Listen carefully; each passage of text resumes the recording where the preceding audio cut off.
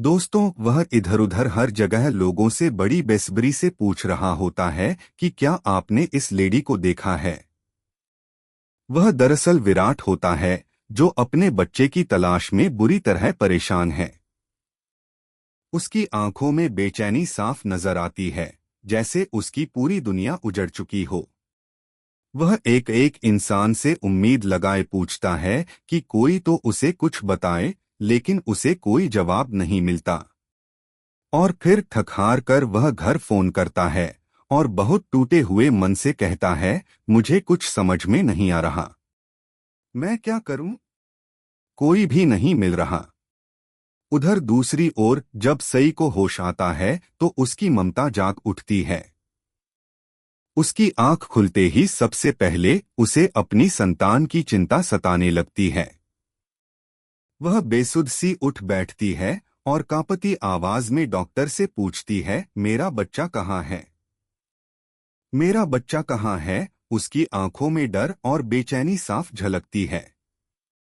वह अपने बच्चे को ढूंढने के लिए इधर उधर भागती है, चारों ओर पागलों की तरह घूमती है और सोचती है कि अगर इस हालात में विराट उसके सामने आया तो वह उससे क्या कहेगी। यही कि तुमने मेरे बच्चे को मुझसे छीन लिया। इस बीच हम देखते हैं कि सई एक जगह लकड़ियों के ढेर के पास से गुजर रही होती है। तभी उसकी साड़ी का एक टुकड़ा उन लकड़ियों में फंस जाता है।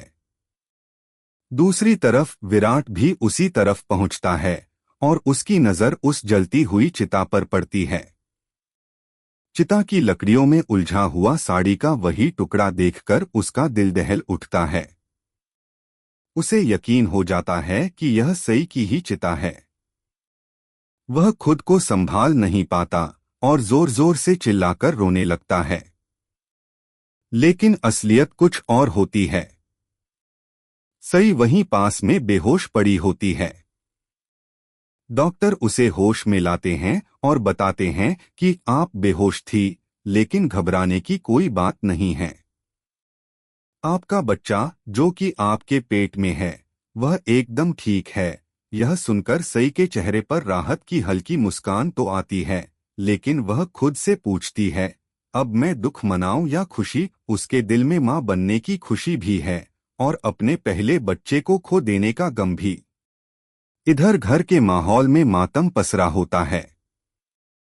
घर वाले विनायक और सई को मरा हुआ मानकर शोक मना रहे होते हैं। पूरा परिवार दुखी होता है, लेकिन सबसे बड़ा सदमा सई और विराट को लगता है, क्योंकि उन्हें नहीं पता कि उनका बच्चा अब कहाँ है।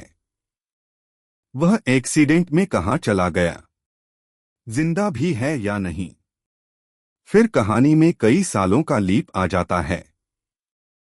अब हम देखते हैं कि सई की बेटी, जो उसके पेट में थी, वह बड़ी हो गई है। वह बहुत ही प्यारी और चंचल लड़की है और एक दिन वह सांप के साथ खेल रही होती है। तभी सई की एंट्री होती है और वह अपनी बेटी को प्यार से आवाज लगाती है, बेटा तुम कहाँ हो?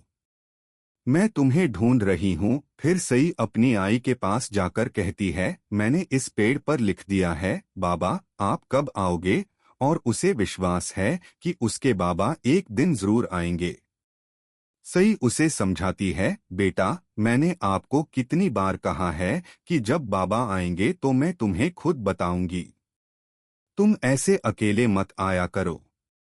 मैंने मना किया है ना। इन शब्दों में एक माँ की चिंता और मजबूरी दोनों झलकती हैं। अब कहानी एक नए मोड़ पर आ जाती है। सई अपनी बेटी के साथ अपनी मौसी के घर पर रह रही होती है, जो किसी दूसरी जगह है। वहीं दूसरी ओर विराट के पास एक बेटा है, विनायक, जिसे उन्होंने एक अनाथ आश्रम से गोद लिया होता है। वह और पाखी मिलकर उसे पालते हैं। अब सवाल उठता है, क्या यह पाखी की कोई साजिश थी? क्या सई के जाने के बाद